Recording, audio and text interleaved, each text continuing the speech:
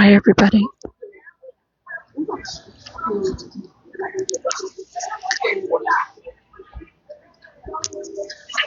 Today is June 14th, 2026, and I've been posting these videos for more than 2 years as a form of therapy in my recovery from the trauma of watching my little brother, Paul Cairns, 64, with Down syndrome, be locked away by the British Columbia New Democratic Party government, David Eby as leader, Nikki Sharma as Attorney General, and Sheila Malcolmson as the minister responsible for Paul.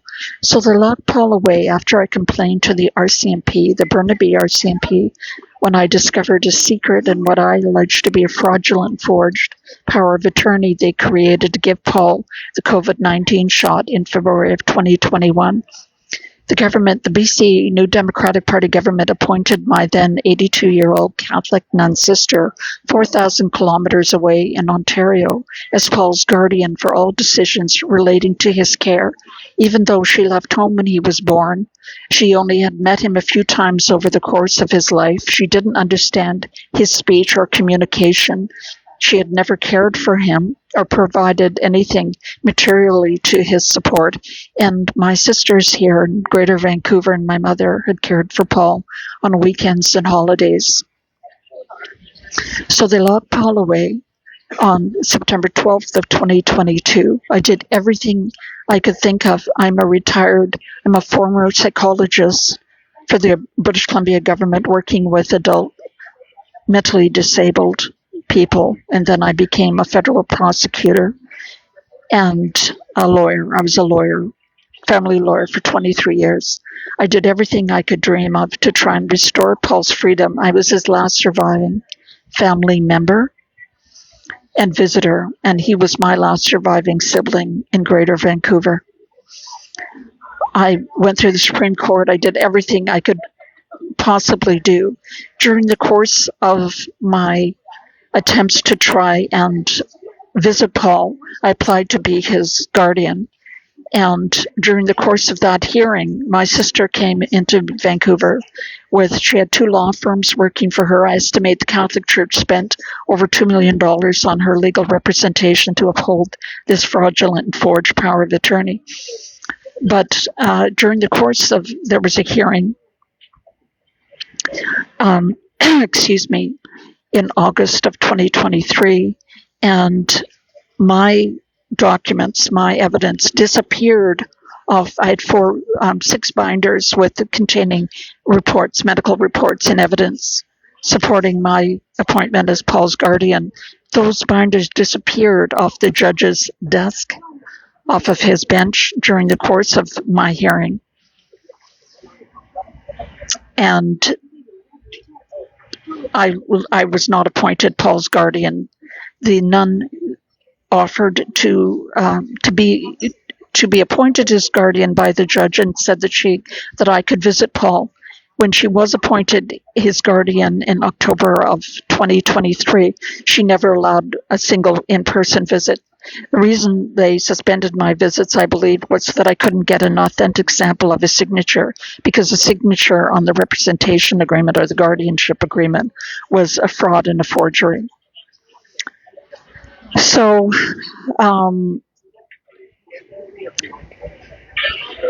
in April of 2024, I got a phone call from the nun's Vancouver lawyers. So she had a law firm in Vancouver, Borden, Ladner, Gervais. I got a phone call from her Vancouver lawyer, Casey Deanshaw, saying that Paul had had a stroke, but that I could arrange an in-person visit with him. So they were no longer afraid of letting me visit him in person because they knew he couldn't provide me with a sample of his signature. I dropped everything, raced to the hospital. He was doing remarkably well. People don't die of strokes anymore. He sat up, he grabbed my hand and squeezed it so hard I thought he was going to crush it when I said my name. He grabbed a book from my hand, turned the pages perfectly, scanned the pictures perfectly, made good eye contact. So he appeared to be recovering remarkably well. Then on April, while I was waiting in the hallway, I was only allowed a 10-minute visit per day after Paul had the stroke. And I waited in the hallway at Burnaby Hospital for 10 to 12 hours a day.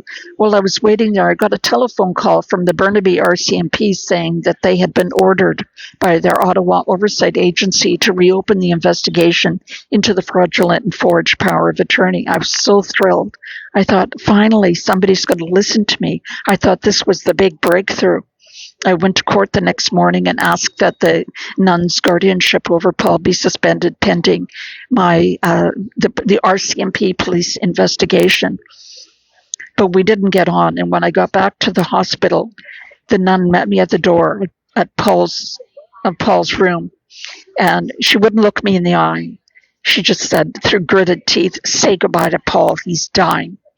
All his medical supports he had throughout his attendance at Burnaby Hospital, he had a ventilator and an oxygen mask, intravenous. All the medical supports had been removed, and he appeared to me to be dead at that point. He was completely still. All his oxygen mask had been removed, his ventilator had been removed, and he appeared to have been sedated to death. So what I believe happened is when the nun found out that I'd been contacted by the RCMP about an investigation, she ordered that they do medical assistance in dying on Paul. So in Canada, in case you don't know, competent, mentally capable adults are allowed to agree to being executed extrajudicially by lethal injection, the same way that inmates who receive capital punishment in the United States are executed by lethal injection. And Canada has executed extrajudicially. This scheme was brought in when the Supreme Court of Canada in February of 2015 reversed its earlier decision on the matter. So there's, in common law, in the countries which follow the British common law, there's something called stare decisis, which means you must follow the decided. So any decision that went before, you are required to follow that. But what the Supreme Court of Canada did, unanimously and anonymously, no judge authored the decision. They reversed their earlier, about a 20-year-old decision where they had dismissed an application for a woman named Sue Rodriguez, who had applied through with the support of the New Democratic Party member of Parliament, Sven Robinson, had really pushed for her to be killed by her doctor because she had multiple sclerosis. And the Supreme Court of Canada then, 20 years ago, said no, that was not in the public interest. But in February of 2015, they did not follow their previous decision, which had been decided, and they decided to allow a woman who was already dead, named Kay Carter, who a group called Death with Dignity, this ghoulish pro-euthanasia group, promoted this woman named Kay Carter to be killed. She was not dying. She did not have a terminal illness. She had spinal stenosis. And the Supreme Court of Canada said it wasn't fair that she had to wait to be terminally ill to be killed by a doctor. And so they allowed her, even though she was already dead, and the case was what's called moot. There was no live issue before it. They changed the law so that Canadians could be killed extrajudicially by lethal injection. So that all it takes now, in case you didn't know, and so many people, when I post about this, they go, "What? I didn't know." You never voted for this. There was never a political party whose platform was killing Canadians by extrajudicial execution by lethal injection. No, that never happened. What happened was the Supreme Court of Canada, with this judge, Chief Justice Beverly McLachlin, as the architect of this scheme to kill Canadians, changed their mind, reversed an earlier decision, which I don't believe they're allowed to do. But they did so anyways. And since that time, more than 100,000 innocent, vulnerable Canadians have been executed extrajudicially by lethal injection in Canada.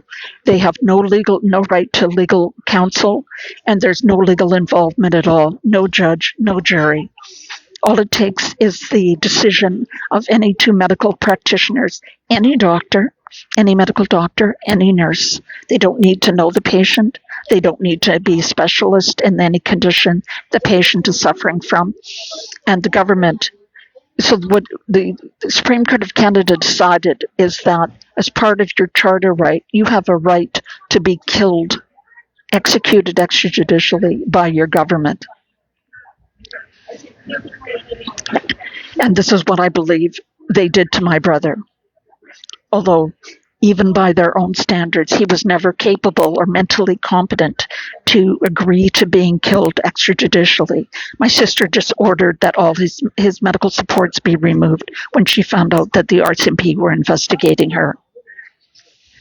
So I didn't learn about this extrajudicial, what I call EEBLIC, extrajudicial execution by lethal injection in Canada. The government calls it MAID. Never use that word. It's a propaganda word created by this evil government. It's medical assistance in dying. Now, words are very important in law, and medical is from the Greek verb to heal.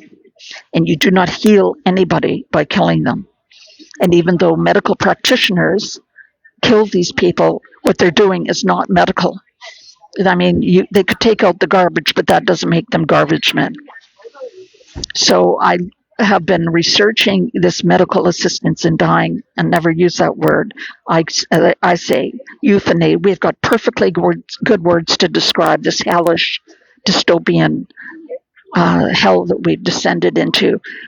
These people are killed, or they're murdered, or they're what I call it, as I said, is extrajudicial execution by lethal injection in Canada. And today, June 14th of 2026, 45 innocent, vulnerable Canadians will be executed extrajudicially, and you will have, if you're a Canadian taxpayer, your tax dollars paid for this. So 45 innocent, vulnerable Canadians will be killed today and every day. That's 5 out of every 100 deaths in Canada is now caused by a medical doctor or nurse administering a lethal injection.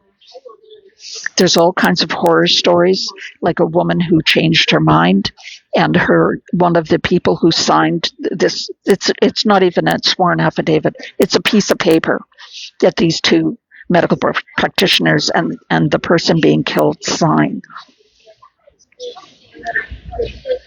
She changed her mind.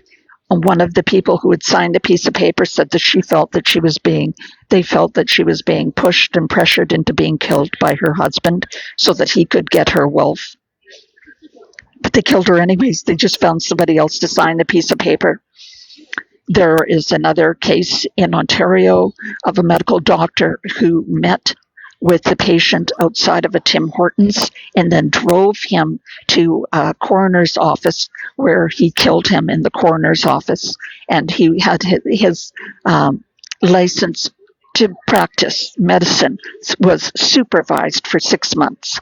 Now, in up to 1999 or 1976 for civilians, this would have been could have been first-degree murder, resulting in hanging or capital punishment.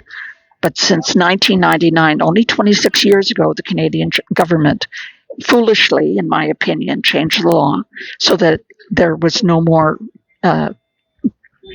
capital punishment or hanging. And it wasn't that long ago, my own grandfather had 2 of his clients were hanged. An Indigenous man who was convicted of first-degree murder by a judge and jury was hanged, and another client of his who was a Swedish immigrant who had poor English skills. So already marginalized people were killed by the government, and that's exactly what's going on now. So today I just wanted to refer to something that's come up in the news, is that the Prime Minister of Canada, a man named Mark Carney, who until he applied to be the Prime Minister of Canada, had 32 citizenships. He had 27 he's a citizen and has a passport for Ireland. He's Irish, just like me. and he has also a United Kingdom passport, and of course a Canadian passport. You know what that saying, slave of two masters, servant of none, meaning if you have more than one master, you're not serving anybody. Well, this jerk, Mark Carney, had 32 citizenships before he applied to be the Prime Minister of Canada, not to mention he's a financier with interest in $1 billion financial investment company called Brookfield, and all of those assets are purportedly in a blind trust. So he's, of course, this great financier has sent Canada into a recession, the worst recession since 2008.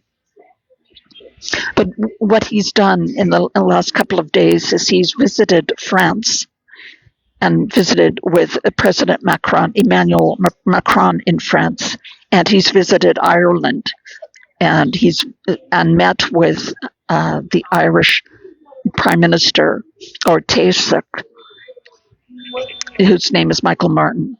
And I just had a couple of comments to if you're able to forward these comments to either Emmanuel Macron, if you've got a way, or if this video can get to them, I'd really think they need to hear from me, from a Canadian citizen, or if you know or you're able to get this video to the Prime Minister or the Leader of the Parliament in Ireland, Michael Martin. So Mr. Macron, or President Macron, exactly 82 years ago,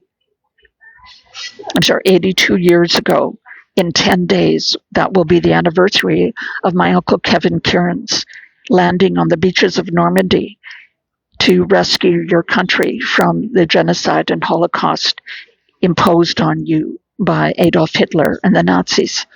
And he was wounded in Normandy, and then he was wounded again in Germany, and he won the Military Cross. So he sacrificed he was only 22 years old, and he sacrificed his health and his psychological well-being really for the rest of his life to rescue your country from the Holocaust and genocide that has been imposed on Canada by this evil, evil little man, Mark Carney.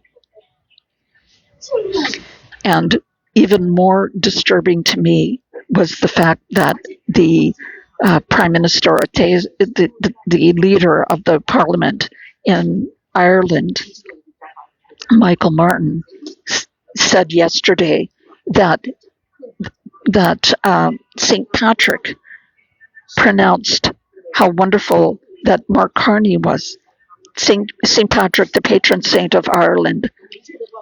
And I thought, you haven't got a clue. You haven't got an effing clue. My great-grandfather was from County Monaghan, Clones in County Monaghan, and he survived Angor Timor, or the Great Famine, the Great Potato Famine, as a 10-year-old boy, and which was really a Holocaust and genocide of the Irish people by the British, because they removed all the food other than potatoes from Ireland, and 1 million Irish people, Irish citizens, died as a result of that. And my grandfather, Thomas Kieran's, would take the train to Plattsburgh, New York every month to give money to Eamon de Valera, your first president. I believe he was your first president, who was his best friend, and to give money for the freedom fighters in Ireland. So my ancestors are all Irish, and they supported a free Ireland. And here you are saying that St. Patrick would have made wonderful pronouncements about this evil little POS, Mark Carney, who's contributed to the Holocaust and genocide of the Canadian people, a modern genocide. 96% of the 100,000 people that have been executed extrajudicially by lethal injection in Canada were European. And that meant that 30% of those, so 30,000 people, were of Irish descent, just like me and Mark Carney. So wake up. Just wake up and pay attention to what's going on in the world before you make these horrible fawning pronouncements about evildoers like Mark Carney. We have to do everything in our power to bring this extrajudicial execution by lethal injection in Canada to an end. And the other important thing to point out is that I read a report yesterday that the organ harvesting from these people that are being killed extrajudicially executed in Canada by lethal injection, their organs are being sent to the United States. So they're actually harvesting their organs, just as the communist Chinese do of people of political prisoners from the Falun Gong. They have them all, their DNA is all typed and ready to go, and then they execute them and harvest their organs. This is exactly what Hitler did. The first thing that Adolf Hitler did when he came to power in 1933, even before World War II started, was he killed every single elderly, sick, and disabled person in the hospitals and sanatoriums in Germany. He called them useless mouths. Useless mouths. And I know that you may think that Mark Carney's a wonderful guy because of his climate action plans, which have destroyed the economy in Canada. Anyways, I just wanted to convey my disgust to Emmanuel Macron and Michael Martin, and you too, Catherine Connolly. You're the president of Ireland with all your fancy Gaelic speeches. You should know better that this Mark Carney is committing a genocide and a Holocaust on Irish descendants in Canada at the rate of 15 a day, if it's 30%. So I love you all. Please share if there's some way to get this video out. I'm being shadow banned by YouTube, and I can't have LinkedIn and X will not allow me to have an identity on those platforms. So please share this far and wide. I love you all, and thank you for letting me. I want to thank Facebook, which has never shadow banned me and has always allowed me to bring these topics and issues to the fore. I love you all. Take care. Have a wonderful June day.